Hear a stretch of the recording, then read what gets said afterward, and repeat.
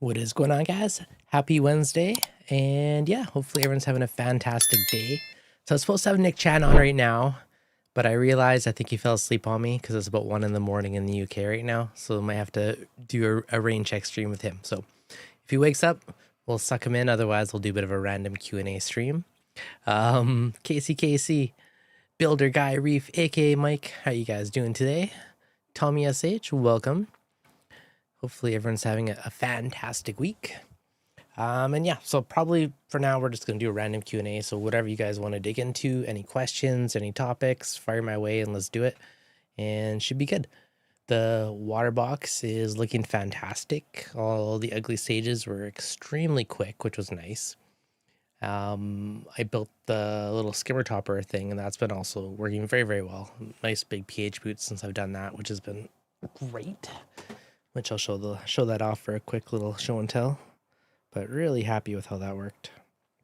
If you guys haven't seen it, if you guys are on my Instagram, you've probably seen it. If not, I made a skimmer topper type of chamber that sits on the lid of the skimmer, and I have it full of soda lime pellets. And I'm using this to boost up the pH in the tank. And it's been a massive boost. So I designed it, 3D printed it, made it to fit perfectly on top. And on the little air intake, I have it recirculating. So one goes to outside air, one goes to inside air. And I did that, and it's been on there, I think, 3 days now. And it's been a pretty solid boost in pH. So pretty happy with how that's performing so far. And you can see the wonderfulness of the graph since I installed and added it.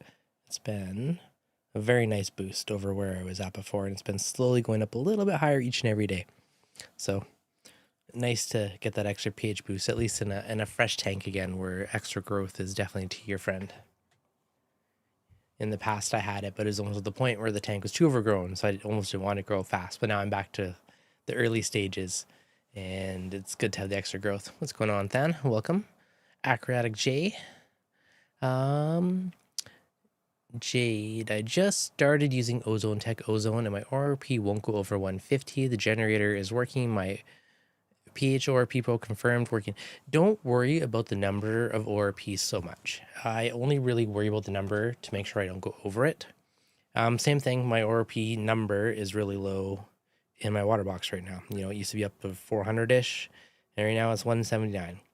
And it's been going, you can see it goes up at night and then drops back down again. So I'm a similar boat right now. You know, over time, it'll probably slowly creep up, but, you know, at the current moment, it's what, 180, 190? And it's been bouncing between that 160 to 200-ish.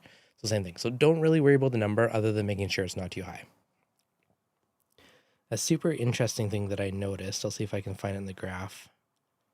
But when I added the ORP, or sorry, the soda lime canister, and there was like a weird flat spot at the same time with ORP and pH. I don't really know why, but I thought that was like an interesting correlation. Nice 3D. Why, thank you. My pH is good and high. Yeah, so honestly, don't worry about the number too much.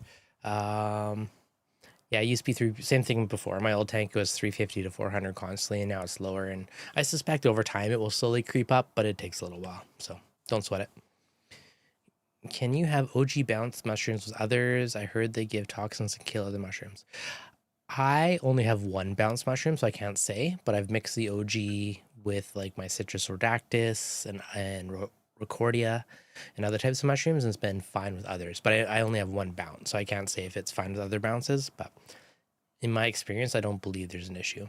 Now, with that, if you are worried about corals fighting or coral warfare, if you do run carbon or you do run ozone, that's going to break down or remove the carbons from the water, and you can get away with a little more. So if you are worried, you do want to mix them, you know, run carbon or run ozone, and it remediates a lot of that risk.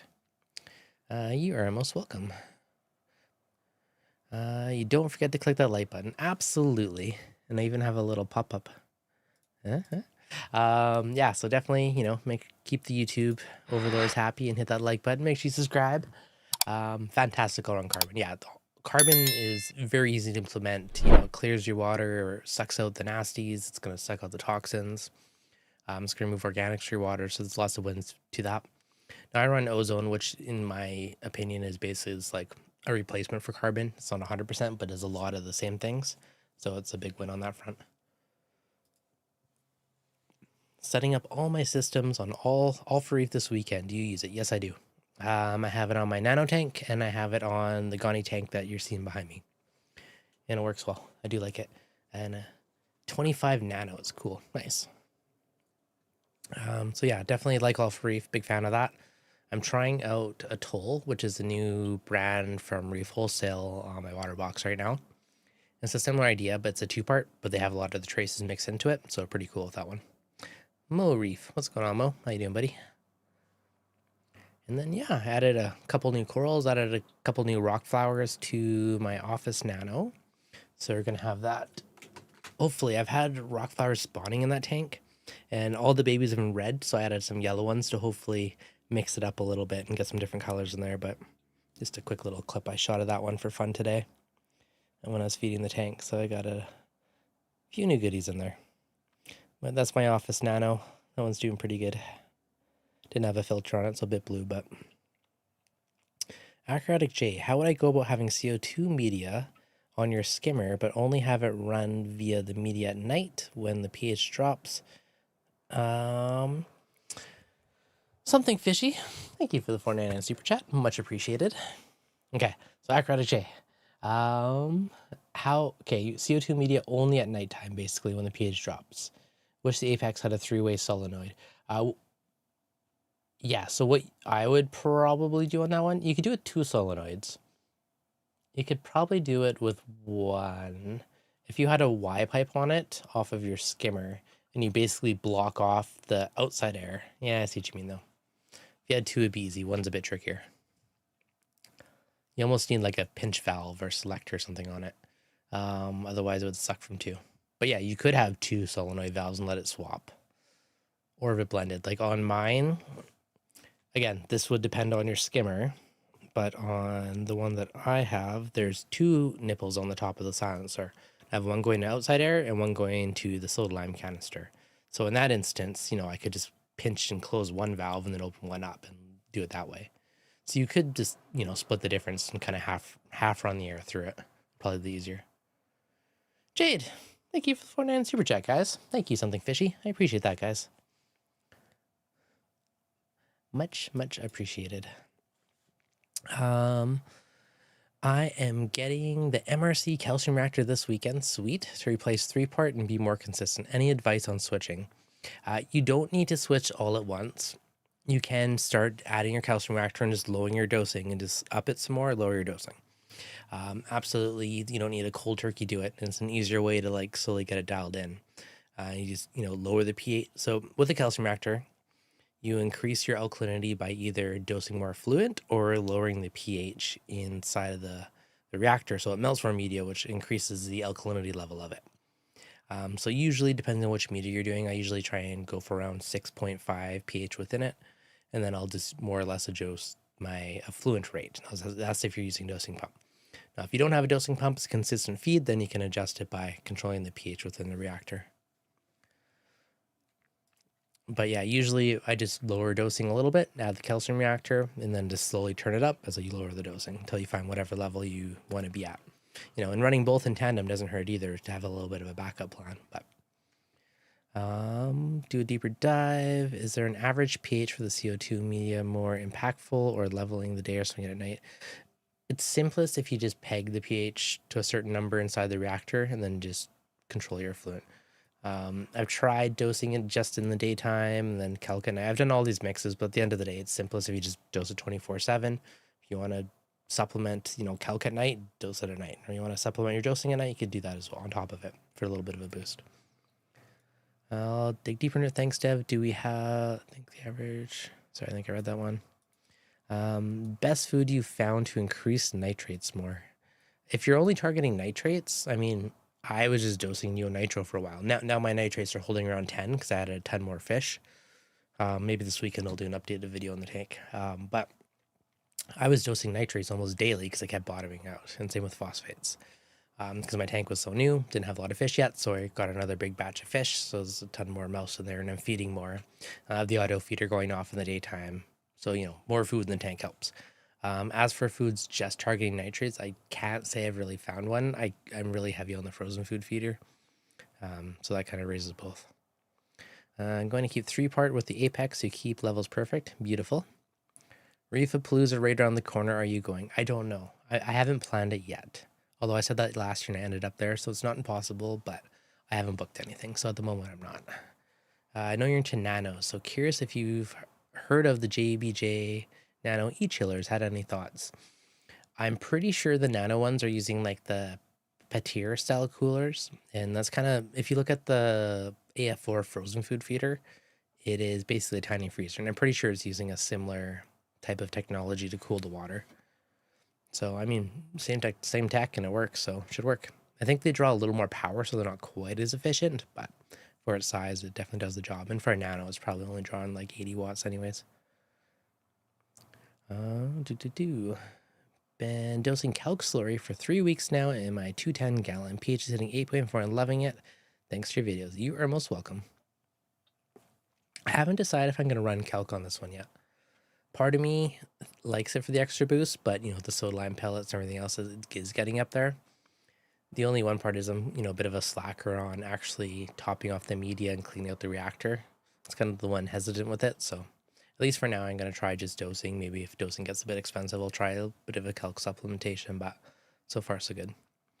Mike, small tank, no protein skimmer. I think I'm carbon limited, so I barely get to increase. So I do dose, but I barely get any increase in nitrate. No fish, but I feed my anemone and cleaner shrimp. Yeah, okay. So you have no fish. You're probably barely feeding the tank, and that is why you're limited on that one. Yeah. If you're really worried about nitrate and you're bottoming out, I would honestly just dose nitrate straight off at the beginning.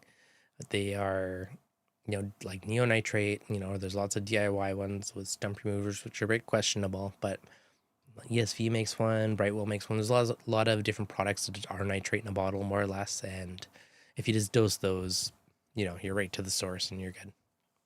I have heard some people dosing ammonia as well. So certain types of ammonia, because that turns into nitrate at the end of the day. So that's actually another way to do it if you don't have that in there. Okay, yeah, so neonitrate dose. Absolutely could do that. Or dose ammonia if you have no fish, because ammonia turns into nitrate. And it's also going to feed your bacteria and keep your bacteria strong for when you do decide to reintroduce fish. So it's another bit of food for thought. Than. Peltier cooling, or thermodynamics cooling, was discovered in 1834 by the French physicist Jean Peltier. Ah, that's where the name comes from. Good to know. Works great in a little freezer. It's not the most power efficient in the world. It's like 80 or 90 watts, basically 24/7. But for having a little mini freezer and feeding it up to the tank is great. I haven't added Anthias yet, but I do have a lot of dartfish and a lot of wrasses, so they get a lunchtime snack now of frozen tiny particulate food. You are most welcome. All right, keep the questions flowing. Whatever you guys want to dig into today. Acro Addict J. Sorry, Dev. Didn't word my question very well. Do you think a higher average pH is more important than keeping pH stable with low swings at night? Was wondering to run CO2 media 24/7 or just at night. I say 24/7 because you're going to have a higher pH overall. With the slight caveat of depends what your pH is at now. If you're consistently above 8, 24/7. If you are dipping below 8 to like 7.8, 7.9, then that's when I'd say run 24/7 because it's going to bring your whole level up a notch. If you're really high and you have really big swings, then I'd run it just at night to tighten up the swing. What are you drinking? I am drinking a Phillips Dino Sour, blackberry. I got a random pack of sour, so that's what we're trying today. Michael Aaron's official. Long time no see, buddy. Good to see you. We'll have to get on the stream one of these. It's been ages. Your recommended ICP. I primarily have been doing ICP from ATI. I did pick up some of the Oceama ones. I haven't done them yet, but I have 2 kits for future use. Fauna is also solid. I've used Fauna in the past, and they're really good results. I did like Fauna. ATI is the one I've used the most, mainly just from accessibility reasons. Okay, Casey, my tanks never taken off since I started almost 2 years ago. I really don't know why. So I shut down my calcium reactor to see if that may be the reason. Okay, if your calcium was around 600, you may actually be limiting it. You don't really want it above 500. You know, in theory, too high of calcium can inhibit growth or calcification. Don't know why, but I've heard that. Can't talk about the science around it, but too high can be bad, is what I know. Ideally, you want it, 420, 450 range is kind of a happy place to be. Too low, trouble. Too high, trouble. I would just do a couple water changes with a salt that has a lower calcium in it, and it will just lower it down. Otherwise, don't dose anything for a while and just let it slowly drop. But that definitely could be affecting growth. Okay, snowstorm. I upgraded my light on my 25 Lagoon from an AI Prime to an AI Hydra Edge 44. Much better spread. Should I use acclimation mode, and if so, how long? If you have a par meter or can borrow one and able to roughly match the par, you don't need to acclimate it. If you have a watt meter, you can try and do the watt method where you compare the LEDs running similar wattage and you're probably okay. If you have none of those, then it's probably a good idea to run an acclimation mode just to ease it into it, because you don't know if you're going to be blasting this way more light than they had before. What's the best product to use to wash your hands before putting them in the tank if no gloves are available? I usually just rinse my hands. Sometimes I'll use soap and water, but if you do use soap and water, I usually use dish soap or whatever, but you got to make sure that's rinsed off your hands. Gloves are a good idea, believe it or not. I had all these little red dots on my hands. I took some of my torches out and dipped them and fragged them the other day because I moved some to my water box, but then I had all these little red dots on my hand afterwards. I'm like, man, it's never affected me before, but either they were stinging me or had some reaction to it. So it's definitely a thing. So I'm terrible for not wearing gloves, but I do think I should do it more, and it's something I may do in the future just to prevent it a bit. Thoughts on ionic imbalance making things struggle. My tanks have also never really taken off. So if your tank is struggling, there's a couple different things. One, if your nutrients are out of whack and there is no balance there, that is possible that is affecting it. Before, I know the other guy mentioned his calcium was 600. Too high of calcium can inhibit growth. In theory, too high of phosphate can inhibit growth. I've had crazy phosphate, it's still a growth, so that one's jury's on the table for me still. But if you change things in your tank constantly and there's no stability, that can, slow corals. I've had some corals that grow right away, right off the bat, and I've had some corals that do nothing for months and months and months, and then one day they start growing. Like Walt Disney frag, that one did absolutely nothing for like a year before it started growing. And then I have another, one the other day. It's like a colony by the side, and that one starts puddling out and growing. So some corals just take ages to settle into a tank and start growing. And there's also some tanks have nemesis corals, like, back in the day, Red Planet would never grow in my tank, never. I'll try it now again that I have a new tank and it'll probably be fine. But there's certain tanks that just have one coral that doesn't like something, it could be a trace element deficiency, it could be something else. If stuff's not happening, one, is probably not a bad idea to do an ISP test, see if there's anything really out of whack. Or if you haven't done a water change in a while, maybe it's worth doing a couple big ones just to reset stuff a little bit. Usually it's because, something's elevated too high or something's completely deficient. Maybe you're out of strontium or one of those key trace elements that help corals grow. So it's hard to pinpoint it because there's so many things, but generally it's a lack of stability, or you're too high or deficient on something, usually, or the corals just hasn't settled in. At this point, I'm growing rock and fish. Corals can't really grow or live. Yeah, if they're not living, that could also be a contaminant in the water. Do you have a pump or a magnet that's rusting in there, leaching something? There's lots of other ones that, they could be adding to it. So there's a whole slew of stuff, but yeah, make sure there's nothing, toxifying your water. Such a legacy acro. Yeah, it's a good one. At the LFS, my numbers are good minus the calcium. Okay, they're only looking at the big elements at the local fish store, right? You're looking at the big three: alkalinity, calcium, magnesium, nitrate, phosphate. So 5, I guess. but it's not looking at your trace and all your other stuff. Now, I guess first question is, do you do water changes? So if you do water changes on a regular basis, your trace is probably semi-reasonable. If you never do water change, or rarely ever, then your trace are probably out of whack if they're not something you're dosing or paying attention to. Have you ever dosed reflux? Yes, I have. In fact, I just got a different brand just to have some on hand. Same thing, fluconazole. This one's called Green Control by MaxSpec. Reflux, same thing.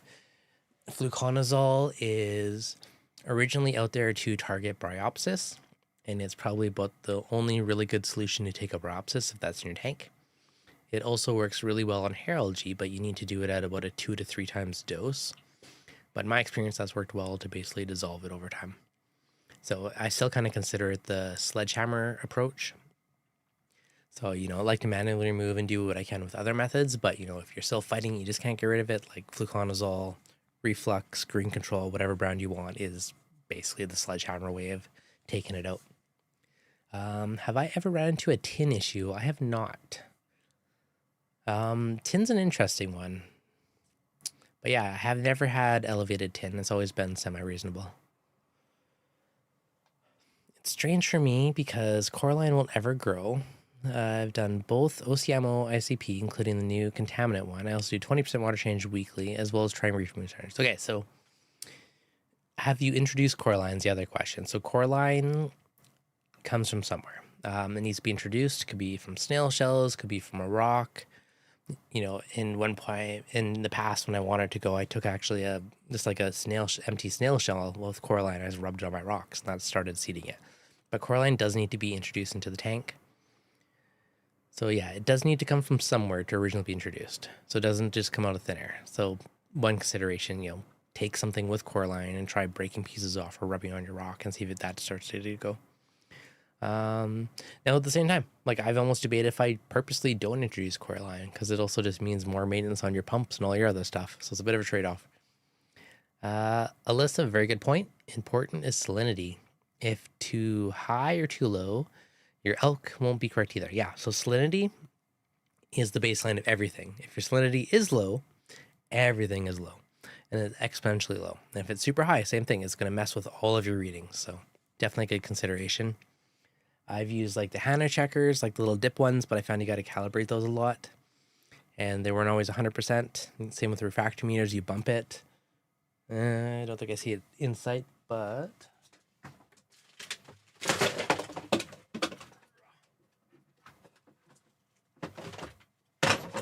This is my current favorite for testing salinity, the Milwaukee. This thing's awesome. You can calibrate with RO water, so you don't need special calibration solution, which is a huge win, and I find it super accurate. So this is my new go-to. The Tropic Marin Hydrometer, or a little floaty bobber, that's kind of my backup that I use if I don't trust or I want to double check something. But this is my new current favorite salinity checker.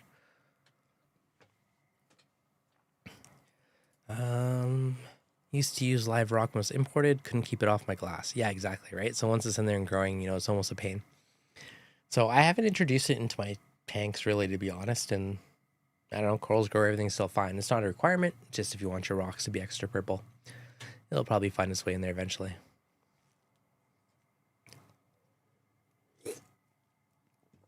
Dun, dun, dun. Your tanks, were you using Alpha Reef? Where were the magnesium levels? Both are they are lower. So my tank beside me is using it, and yes, it is also lower in magnesium. So that's something that you periodically have to do a little bump to in addition to it. Yeah, so my calcium's a bit high, but we got 8.9 alkalinity, 5 to 19 calcium, which is too high, so I'm gonna let that drop, and 1329 magnesium. So definitely is on the lower side, and I find that is a thing with Alpha Reef. You just got to do little manual top offs or bump it up once in a while. So I'll have this is calcium, but I have some of these on hand, and I'll just mix up a little batches and just bump it up or down every once in a while. There you go. General purpose magnesium adjustment. So do this, and every couple months, just dump some in a little container, sorrow water, mix it up, dump it in, and just do your manual correction.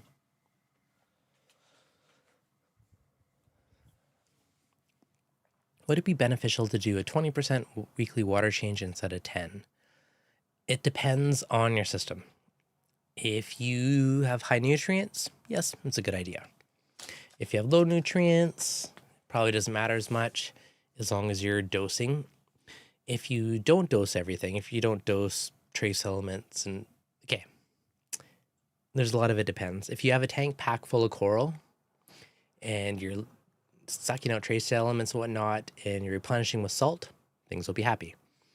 If you are not dosing, yeah, so if you're dosing your big elements, plus you're dosing some trace elements, the water change has less impact on supplementation. It's more there for removing stuff. So if you're low in nutrients and you're dosing all this stuff, you're fine with your 10% water change. If you, like some people only water change their tank and they don't dose. So it's more important to do a bigger one then, because that's just supplementation. So it depends if you're removing or adding nutrients / elements in other methods or not, or you're relying on your water changes. But in general, I think water changes are a good idea. It's never going to hurt. Whether or not you're wasting a bit of money, possible, but your tank's probably happier that you're doing it.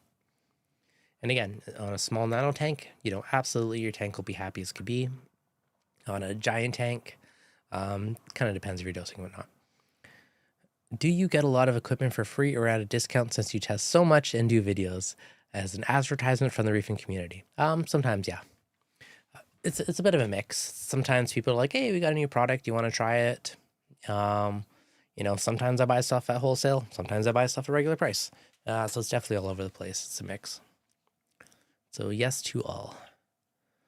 Your tank, sulfur reef. Yeah, sulfur reef is low. If coralline won't grow, I let it dip below 8 at all. It severely stunts it. Interesting. How long does carob sea dry rock become live? Okay, so if you want rock to become live, all live rock, live sand, it just means there's bacteria on it. So it depends what you're doing to supplement it. I am a big fan of adding some form of live bacteria to a tank to establish it. I feel like I got my water box rolling relatively quick, but I had Cyperax, which is a sintered glass media, living in the sump of the tank that's behind me in this video, living in there for months, that I moved into the new tank to kind of kickstart it. I also use carob sea live sand, the special grade. On top of that, I also added some Fritz Troubleshooting 900 and into there. So I had live media from an established tank. I had live sand, dry dead rock. I had the Fritz Troubleshooting 900, which I think is one of the better ones for quick cycling a tank. And I also had a bunch of those little glass vials that I dumped in as well on top of that. So I had a bunch of different sources that I did. And I was also dosing ammonia to feed the cycle. So I was using that to simulate a fish load, and it was live and good within like a week or two. Like my tank was fully cycled within a week in processing 2 mils of ammonia. So it's relatively quick, but I was introducing lots of bacteria to feed and cycle and establish and populate the rest of the rock. So now carob sea does have some dormant bacteria that does kind of wake up when it's in salt water. I've used it lots of times, but I've also added other live bacteria on top of it to kind of kickstart it. So it's hard to say exactly just that one, but I'm the fan of, overkilling it a bit and adding multiple sources. I'm sitting here wondering why my coralline isn't growing, and saw you were just talking about coralline. Well, there you go. Yeah. So I don't know. I don't have tons in the tank of me beside me, but I also didn't purposely introduce it. Does dosing magnesium to raise tank salinity? It can. It definitely can. It takes a lot of liquid magnesium to raise the tank per levels of BRS. Yeah. So salinity is a measure of, the specific gravities, all the salts. Like it is sodium chloride, is magnesium chloride. It's all the different salts together bring up your salinity level. So it definitely does impact it. You'd probably have to dose a lot for it to make a big difference. But yeah, there's definitely a correlation there, and it does affect it.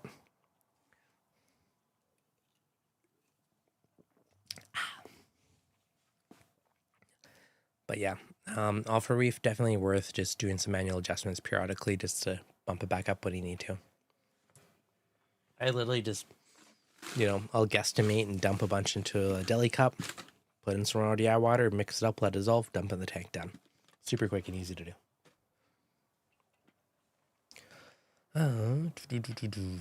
All right, what else do you guys want to know? What other burning Reef questions is happening? I think this weekend I'm going to do a tank update because I'm pretty happy where the tank is so far. Not exactly crystal clear yet, but I've added some corals. The sand bed's looking pretty pristine. Like the ugly stages only lasted like a week. Like all that part was pretty good. So a little sneak peek, but overall pretty happy with how it's coming together so far. Aptasia free so far, at least that I'm aware of. I mean, in theory, there was aptasia in the tank behind me. There's a filefish in there. Given that I moved all the media from the sump, it's very possible some snuck in there, and we'll find out in the long run, but so far so good. At least as far as I can tell. It's kind of funny because it's one of those things that you're probably going to get eventually, one way or another, but it's always best to avoid as long as possible. But that was honestly my biggest worry. It was bringing aptasia when I was taking the media out of this tank. I even bought new little mesh bags to take the ceramic rings or the glass rings out and put them into a new bag just to lessen the potential a bit there. Mike, I'm dosing Reef. My mag levels are starting to drop. Recommended mag you've used? I just used the BRS one. BRS's general adjustment magnesium mix. This is what I use on it. It works well. It's easy to use. You can use your calculators if you want. Super easy. No copper band. I will add a copper band eventually to my new tank, but I'm just letting it. They're more of a sensitive fish, so I'm letting the tank wait a bit more. Hello all. Hello, Michael laddie. So I'll add a mandarin later, and I'm gonna add a copper band later. Those are on my once the tank establishes more. I did dump in a bottle of pods the other day. Bought 2 bottles, so dumped in a bottle of Apex pods, and then I also took another one and dumped it in here along with some Phyto just to like culture some more pods. So I'm gonna make sure I have a nice strong supply and the tank's well seated before I add those 2 guys. Do you buy pre-quarantine fish? I try to when I can. The place that I got them from did kind of pre-quarantine. I was gonna get some the Avanti Antheus as well was my plan. But same thing, they're quarantining them for a couple of weeks and said they weren't 100% yet, so I just skipped them for now. There's no point adding anything that's not 100%. So for now, I added primarily dirtfish and wrasses. So I've been very heavy on those this tank, which I think is really fun. I have a lot of aptasia in my new 400-gallon tank. That is a pain. I just set it up because I added a bunch of Fiji live rock. Nice, and live rock is pretty awesome. I added a filefish, but it's not working. So filefish are hit or miss. I added one to this tank, and he was an all-star. He's been doing a great job. I manually removed what I could, and then I haven't really seen any since, so he's been keeping up on the rest of it. So if you can, you could try a different filefish, or if you can help them out. How long do you run your lights, and how much of a ramp up, ramp down time? I have done multiple videos on my ReefDudes schedule, and they're basically the same as what I'm running now, but we can take a quick peek. Let's open my Mobius. Well, I'm waiting. So this is wrong tank, water box. So if you Google ReefDudes Radeon schedule, you will see it. But normally my lights will probably work up to closer to 50% later. They're only at 30% right now. But they come on at 9 in the morning. They ramp up from 9:45 to get a bit brighter. Around noon, they are at their peak. So 11:30. So 9 they turn on. 11:30 is like my high noon period to 2:41. And then they drop down slowly till about 3:45. Until 8 p.m. is kind of like my daytime period. And then 8 p.m. to 9:30 p.m. is kind of the ramp down. So it's about an hour and a bit ramp down on there, but kind of gives you a bit of an idea on it. But if you Google ReefDudes radio and schedule, you'll find it. You can download the file if you want it. Are you running UV on the new setup? Not yet. I have my UV. I haven't bothered plumbing it or putting it on the tank yet. Brian Royhill. Never kept a pistol shrimp before. Super cool. Put a shrimp in a Yasha goby. Does the shrimp just look after itself for food? Haven't seen it for over 6 weeks, but hear it every night. So really cool. Generally, once they pair up, your goby and the pistol shrimp, assuming you got a candy cane, the little guy, usually the shrimp builds the burrow and the fish will kind of like be the protector and like its eyes in a sense, because the pistol shrimp don't have the best eyes. So usually they'll watch and they'll hang out together. And a lot of time you'll see them put a little antenna on the fish. So I guess the first question is, have they paired up yet? But once they do, it's a really cool relationship. I just got the skimmer, the UM220IN. How do you like yours? I love it. I think it's a awesome skimmer. It's very thick, very high quality. You know, the controller's super cool. Not that you need a nap, but it's cool that has a nap too. So I could, you know, from here turn the skimmer up or down, or which if I wanted, which I think is kind of, it's a nice touch. Local control, corner box. And it's very responsive. So if I adjust the skimmer up and down on here, I'll see it's change almost instantly on the screen. But there's cool features like the quick disconnect. Thank you. Where the bobber is, if the flow valve gets triggered, it doesn't turn off the skimmer, it just lowers it down. So you're still getting aeration from it, but it's not overflowing. There's an overflow pipe, so if it was to get too high, it would overflow out. Like, there's lots of really well thought out features, so I really like it. Foul fish are more like a needle in a haystack. Mine didn't work either. I've kind of realized you sir are a lucky person in the fish world. You know, they don't always work out, but some foul fish are great, some not so much. It is a bit of luck of the draw, though. Porcellopora spawned in my nano a year ago. Now my tank is covered in the back wall. Yep, they do that. They just release little polyps. That polyp will turn to a new colony. So they're, I don't know if it's called brood spawning, but yeah, Porcellopora definitely like to spread their children throughout the tank. But yeah, sweet skimmer, Michael. Yeah, I'm really happy with mine. I think it's awesome. And if you're motivated one day and want to build the cool little skimmer toppery thing later, let me know. So I 3D printed that the other day for mine and have soda lime pellets in it for recirculating. So I built a layer so I could, if I want, I could run, because I'm running ozone. So I could run carbon if I wanted, and then soda lime on top, and I could like scrub the ozone, scrub the CO2 out of the air and recirculate it. And then it's been doing a fantastic job of boosting the tank's pH. So if you look at my graph, you can see a massive difference in the pH since before I put it on to when I put it on 3 or 4 days ago. pH. Yeah, so you can see before my creation, after my creation, night and day difference. How many hours do you run ozone? It is currently running from, let's find my outlet. It runs from 2 a.m. to 6 a.m. So 4 hours a night. Do you guys get candy corn clove polyps over there? I have never heard of those, but I'm going to look them up because I'm curious. There is TSA candy corn clove polyps. Those are cool. Yes. I think they're called like firecracker, fireworks clove polyps, something like that. But with the orange streak, I'm pretty sure those are the same thing. I've had rainbow clove polyps that are similar, but they have little more colors in it, more of a green streak. But I've seen those, different name, but same. We need to talk offline. Well, shoot me a message on Instagram or somewhere. We can chat. Dun, dun, dun. All right, if I missed your question, please do ask again.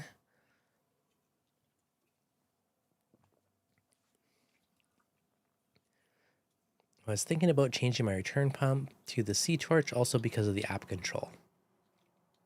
What do you have now? Any idea the best way to get rid of Mahanos? I would probably just super glue them. Just take some gel super glue and make a little super glue to them and then they can no longer spread. What amino acid brands do you recommend? Red Sea, Reef Moonshiner. I have not used amino acid in a long time. When I used to dose it, I used to use the Two Little Fishy brand. Red Sea gives you the cool toxic effect as it glows in the water. Some people really like that. But yeah, honestly, either one's fine. I don't know if there's a big difference, but I've used Red Sea and I've used Two Little Fishies. It's hard to say if there's any big difference. What I have found, if you feed pellet food or flakes and dry food, I feel like there's less amino acids in there. And then I think there's a benefit of dosing it. If you feed something like mysis and primarily frozen foods, I think you get enough amino acids through the frozen foods, and I don't bother dosing it. That's my personal experience on that one. But yeah, for Mojanos, even Aptasia, there's certain things like that where I would just take those little mini single-use super glue tubes and just completely cover it, make a super glue tube, and then it can't spread. It works well for Aptasias and other little creatures like that, so I don't see why not on Mojanos as well. Yeah, Michael, what are you using currently for a return pump? But yeah, no, the Sea Torch is a really cool brand. They're new, at least to Canada. I know they're overseas, they're a lot popular, but I was really impressed with the quality of it. To me, it's, on par with like Bubble King quality at a much cheaper price. So that's a big one. And they're quiet, which is nice. The only, I don't hear the pump on mine. I only really hear the suction from the silencer, and even that's quiet. But did you get an Aquawiz yet? Yes, I have one. I actually want one for my other tank. They're pretty cool devices. I like them because they can test hourly, and there's no reagent cost, so that's hard to beat. So I have one on my water box that tests every hour. You can see on my screen, the top one's my Aquawiz elk test, and the other one's the Trident. There's a big change in it just because I dosed a bunch this morning because my alkalinity was a bit low. But I do quite like it. Is your orca still silent? Mine is making a grinding noise. I do not have any grinding noises on mine. Mine is still quiet. So yeah, so far so good. Definitely check that out though, Than. These are cool too. I want to get a couple more of these at some point. I want to get one by the tank, and I want to get 2 on my desk for each tank. So future edition.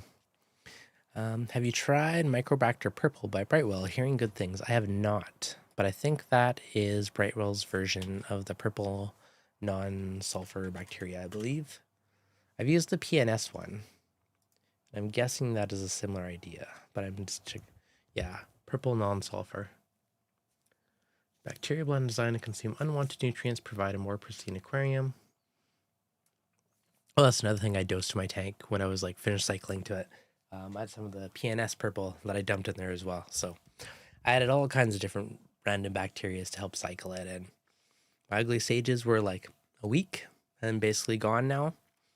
So it worked. It's hard to say which one specifically, but the kitchen sink approach of bacteria plus cycle media definitely did the job. And then yeah, so this picture, there's a picture from Friday. You can see a tiny smidge of diatoms barely on my sand bed, but otherwise it's looking pretty darn clean already. So pretty happy with the results overall. Considering, that's Friday, and if I scroll back a week or two, you can see when I had the uglies going on. Okay, so that was March 16th. So the tank's, full uglies. 16th, there's some nice close-ups of the nasty. And then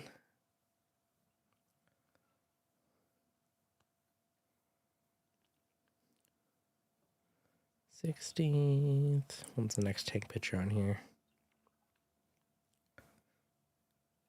So it's Thursday. So I guess it's been 2 weeks, about 10 days or so, but completely cleared up. Went over to Poo-Tang's Reef yesterday and he's using it. Yeah, I mean, I've only used the PNS purple non-sulfur, but it's hard to say 100%, but as one of the random things I dosed in that probably helped. Have you ever had a problem with the EB832 energy bar not working? I've had one die on me over the years. In the last 10 to 14 years, I think I've had one die. I ironically have it sitting on my floor. Not that you can see it. But some of them, I know there's a little 12-volt board inside that controls the outlet. So I actually got one, and I'm going to swap it and see if that fixes it. I don't even know if that's the issue. I just know I've had this one that died that's been living in my shed for years. So hopefully it fixes it. So it's on my future to try list and see if I can fix it and just have it as a spare.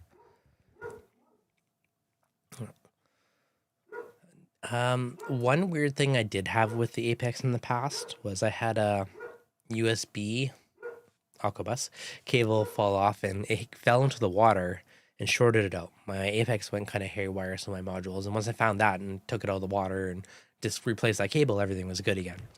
So that's the only like really wonky thing. Otherwise, if your outlets are not turning on, it could be the little power supply board inside, because they're all relayed outlets, and if the little power supply powering all the relays and stuff dies, and that's why it might not be working. My LFS told me they're not getting any more corals from Indo. Have you heard anything? I heard something related to new government or new prime minister, whatever it's called in Indo, and potential shutdown for a while. Now, I don't know if that's forever, probably a temporary thing, but I heard there's a temporary one there. So I don't know the full details, but I heard like loose bits about it. There's a YouTube channel called Fix Reef that shows you how to fix reef gear. That's cool. Good to know. If I fix this, on that note, would it be worth having a little how-to video on fixing it, assuming it does fix it? Sometimes I do videos on my DIYs and random stuff, but good to know. I'll have to look that up later. But yeah, there's lots of gears. Like, lots of the stuff is relatively easy to fix. Like, you know, it seems more complicated, but a lot of it's still fairly basic. Yes, okay. I will proactively film a video when I swap that.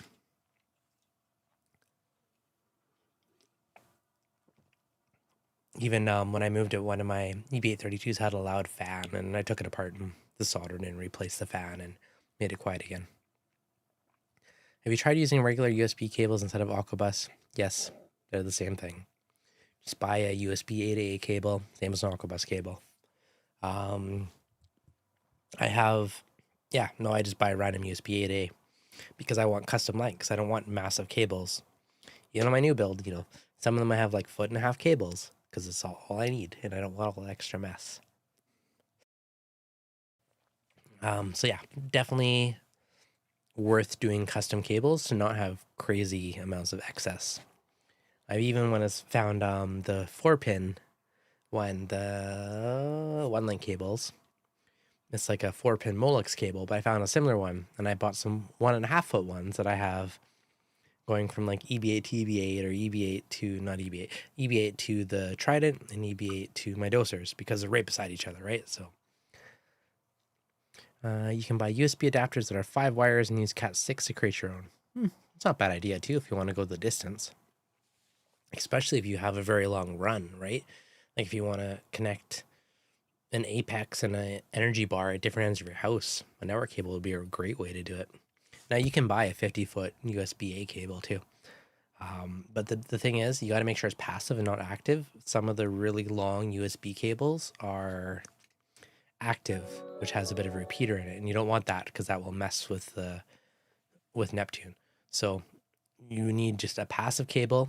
You know, that's probably why they have their own terminology for it, Alcabas, because there are ones that will not work with it. But as long as it's just a passive, straight up, just pin-to-pin cable, you're good. Rocky's Reef, thank you for the super chat. I appreciate that. Good evening, M007TO. Welcome. A bit of random Q&A tonight, so if anything comes up, fire it my way. Happy to answer whatever you guys want to talk about tonight. I love all your videos. Thank you, Casey. Appreciate it. Jan's Reef, what's going on? Welcome. Random Q&A tonight, guys, so keep the questions coming. It's kind of fun. I like answering random questions. I'm running out of show and tell for today. My BRS order came today. It's like, I have a new filter for my Trident because I lost one and I stepped on one and broke it. Not sure if you discussed already. Have you heard about BRS hydro powder? I have not, but it sounds like an April Fool's Day thing.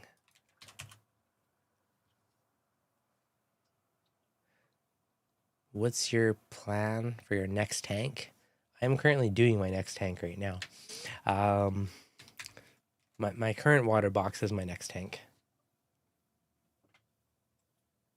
Yeah, that's totally hydro powder, just add air. Nice. Unhydrated pure water. Look at that.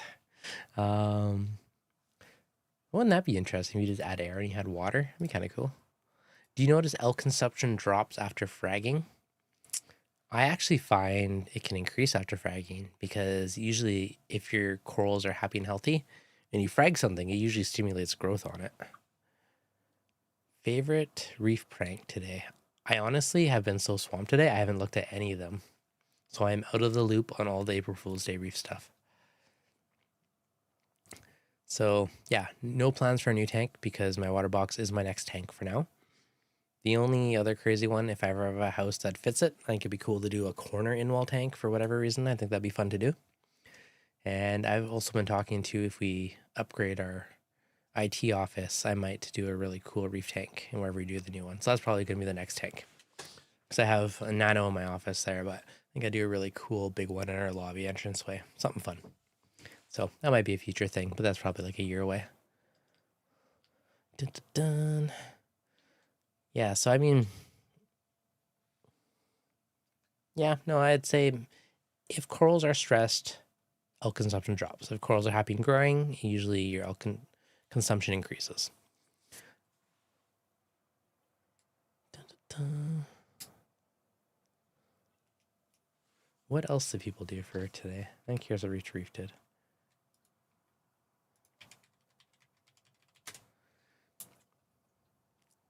It's not April Fool's. I received an email. It doesn't mean it's not April Fool's. It's April 1st. You can't trust anything today.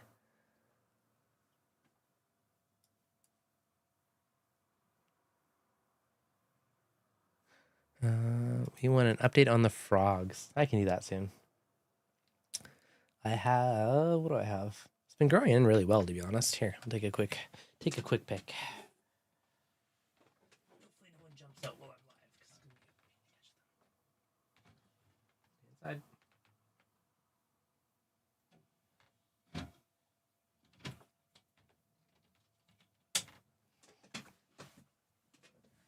I'll do a video update eventually, but that's the vivarium on the other side of my desk.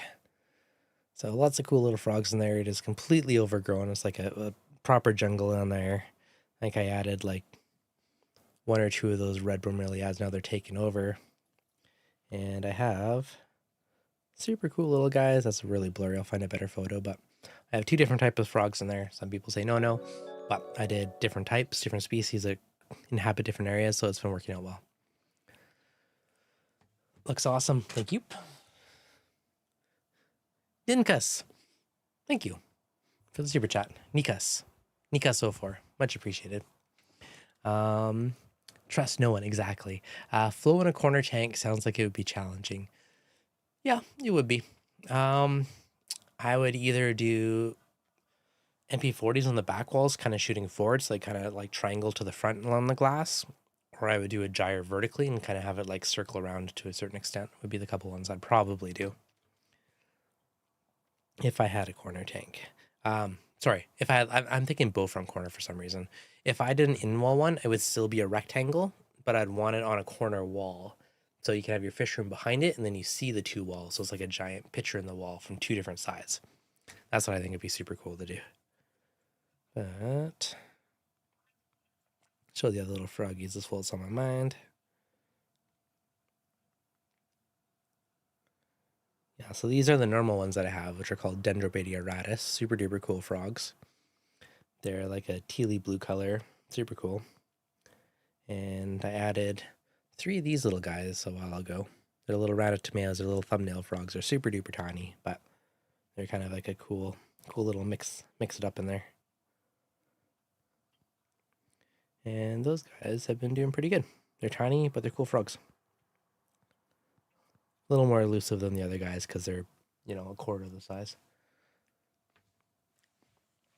So they're kind of fun. If if a reef, you don't have time for a reef tank, it kind of gives you, I don't know, that's similar. It's like land corals of plants, and the frogs are crazy colors, so they're kind of fun. Super easy, super low maintenance, but it's kind of fun having the reef, the ocean on one side, and then the jungle on the other side of the desk. All right, guys, what else you got for questions?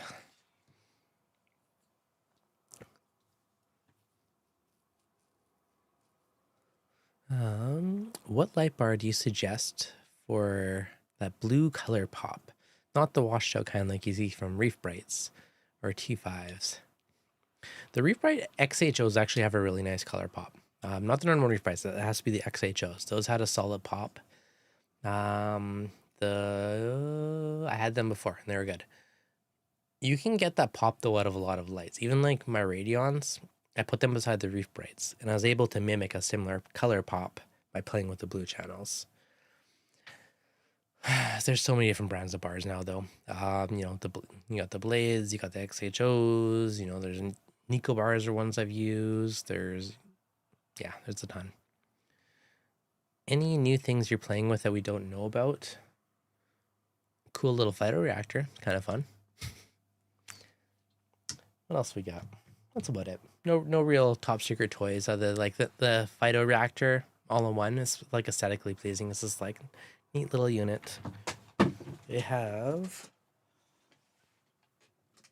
one of those, which I'll show you at some point.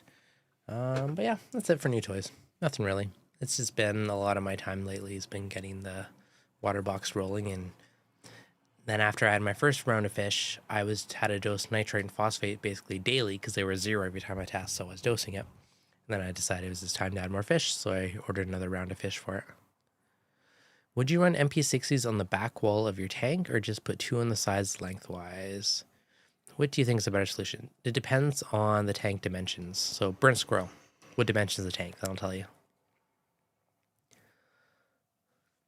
Yeah, so in the water box, so for instance, the NAS tank beside me is a 2 foot by 4 foot tank. I have MP40s on the back wall shooting forward, and that works really well. On the Peninsula tank, I have it on all my pumps on the overflow end shooting the lengthwise. Now that's more for visual aesthetics because I don't want to see pumps anywhere else.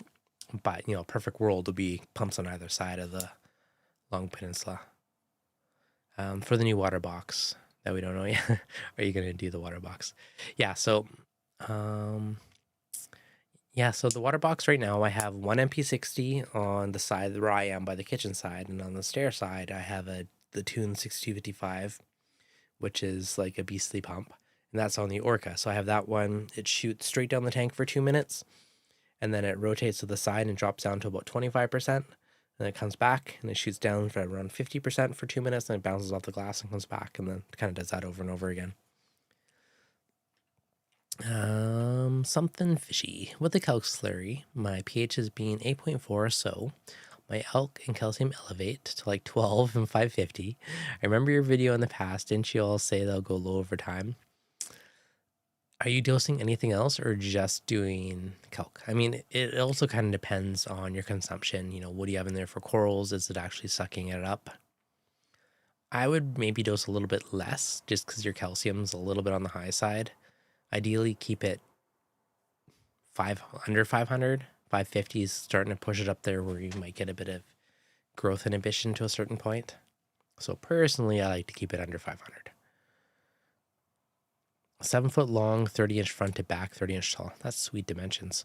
It also depends on the layout. If you're running as a peninsula, I would probably have it on the short end. If you're running as a standard tank, I would have it on the back wall shooting forward.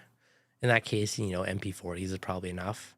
If I was doing back wall shooting forward, so it's only going 30 inches, I do MP40s.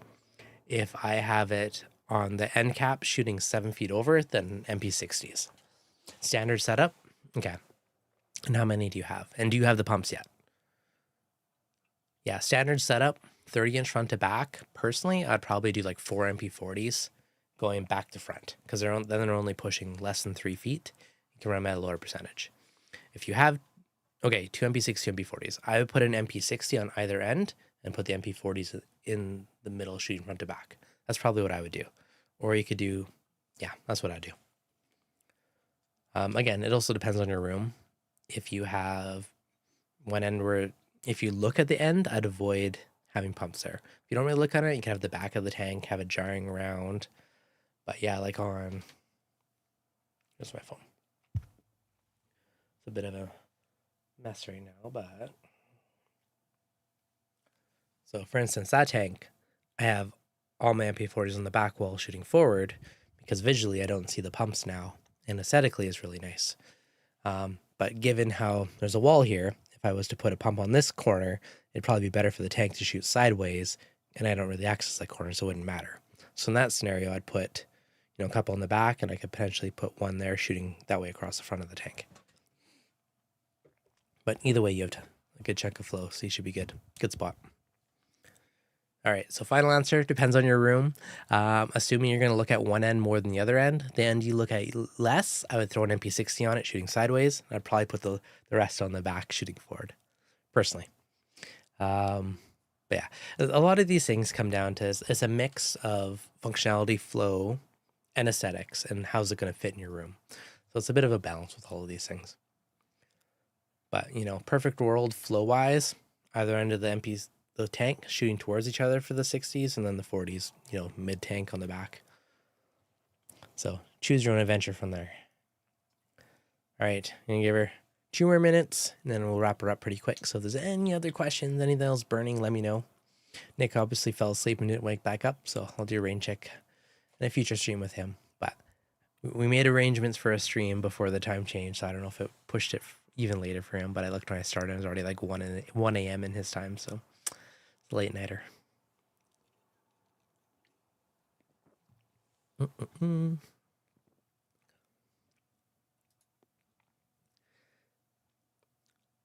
yeah, so I don't know. Next Monday's video, I'll probably do an update on the water box and show off some of the cool new fish that I added and where the tank's at. Been slowly sneaking more and more coral into there, which is always fun. And yeah, I think we'll call her for today. But yeah, thanks for hanging out on today's random stream today. And thank you, Something Fishy, Jade, Rocky's Reef, Nika's Reef. Thank you guys for the super chats. I do greatly appreciate it. All right, guys, have a wonderful evening. Thanks for hanging out, and we will see you guys on next week's stream or Monday's video somewhat. Yeah, Y Kumar. Yes, you are. Just wrapping up. All right, guys, have a wonderful evening. Thanks for hanging out.